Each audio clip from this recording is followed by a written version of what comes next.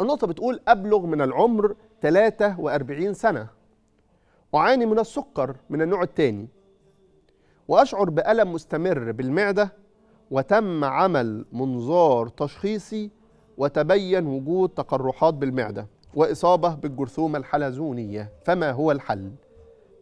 جرثومة المعدة.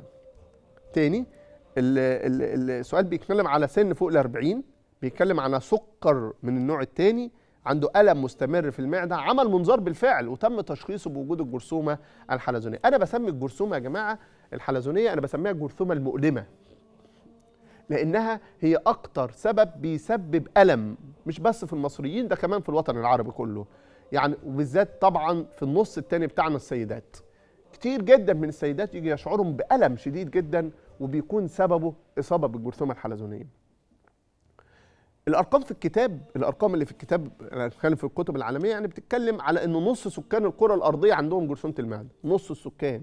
طب في منطقتنا لا، يمكن أكتر شوية، لأن طبعا مرتبطة جدا بعادات غذائية ومرتبطة بالتيكاواي، أكل الشارع والأكل السندوتشات والحاجات اللي من هذا القبيل، اللي بقى هو رقم واحد معانا في حياتنا دلوقتي وفي أسلوب حياتنا. ليه؟ لأن الرقابة على الأغذية، في ناس جوه المطاعم يا جماعة بيعملوا لنا الأكل، يعني اللي بيعمل الأكل ده اسمه صانع الطعام، اسمه الفود هاندلرز.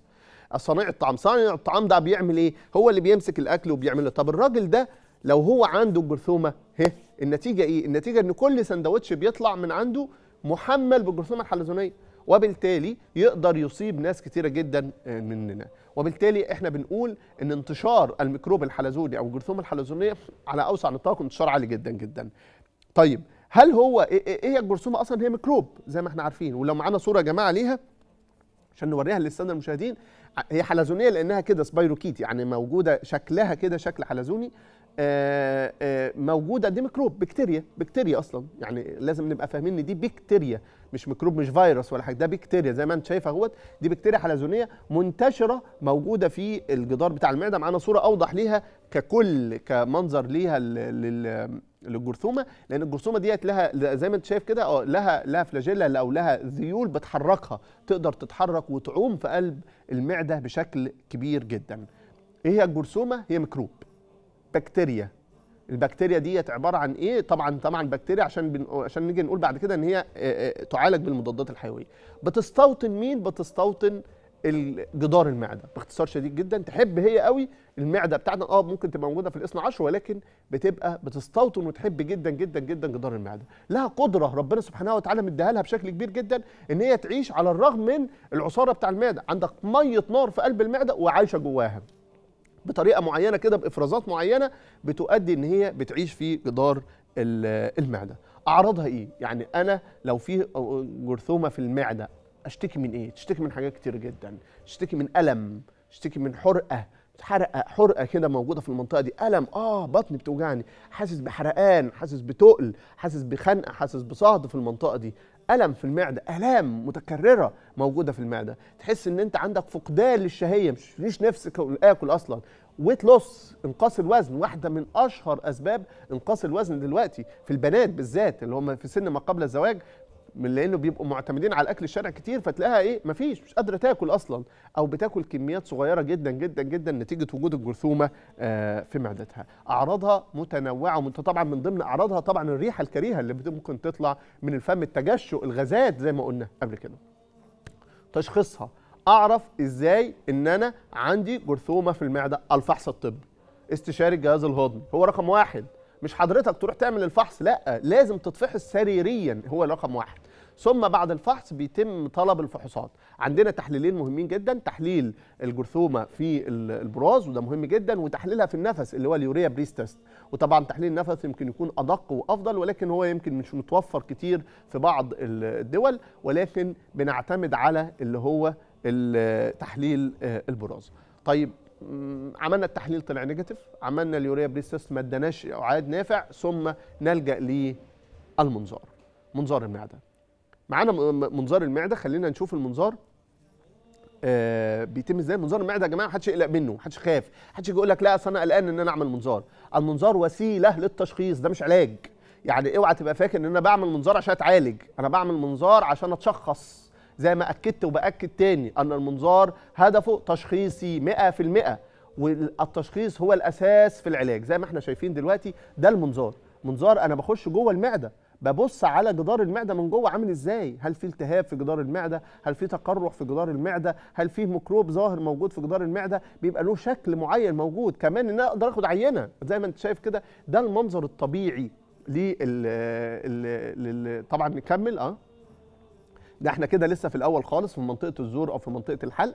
هنخش بالمنظار دلوقتي، نخش المريء، يبدا يفحص المريء بشكل كبير جدا.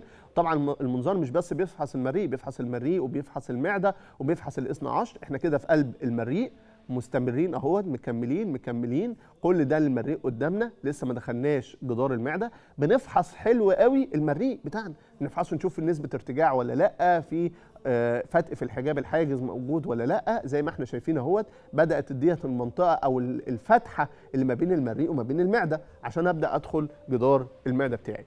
جزء مهم جدا زي ما انت شايف اهو، في ارتجاع اهوت ظاهر اهوت قدامنا بشكل واضح جدا جدا جدا، وهنبدا نخش في جدار المعده. ده شكل المعده من جوه، ده الشكل الطبيعي اللي ربنا خلقه للمعده من جوه. بدا يبقى نبص على الجدار يمين وشمال وفوق وتحت في كل الدرجات. في عندي شويه التهابات كده حوالين الفتحه بتاعه الفؤاد، هنبدا نخش على الاثنى عشر. باكد تاني ان منظار المعده مهم جدا جدا جدا جدا، ولازم اخد عينه.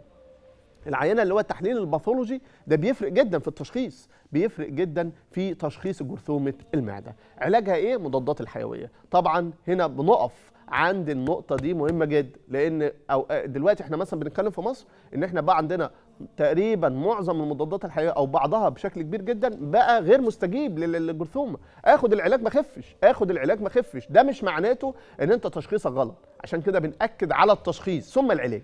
نيجي على العلاج، في عندنا صنف واثنين وثلاثة بنحاول ان احنا نصلح بيهم المشكلة، بس لازم تأكد وجود الجرثومة من عدمه، لازم تأكد ان السبب الألم اللي عندك ده هو الجرثومة الحلزونية. في عندنا مضاد حيوي رقم 1 ما جابش، في عندنا مضاد حيوي رقم 2 ما جابش، في عندنا مضاد حيوي 3 وهكذا.